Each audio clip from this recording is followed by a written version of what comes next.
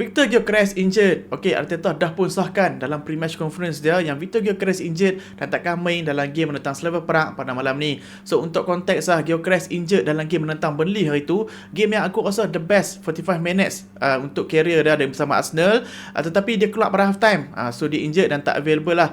Masa game hari tu Arteta kata masalah yang dia ada adalah muscular issue. Untuk Victor Gyökeres ni, sebelum ni dia jarang-jaranglah nak ada muscular issue, dan Arteta juga tambah yang dia ada concern berkaitan dengan muscular issue ni sebab cara Victor Gyökeres main adalah very explosive. So kalau kita tengoklah style of play Victor Gyökeres ni, dia banyak buat run, dia banyak buat channel run, always ready untuk teammate swap dia. Dia always go from 0 to 100 into of sprinting very quick. So mengikut style of play dia ni, muscular issue akan menjadi satu masalah lah, repetitive injury untuk Victor Gyökeres. Muscular issue adalah injury yang tak mengambil masa yang panjang untuk recover, tetapi bila dia recover, dia akan terjadi berkali-kali.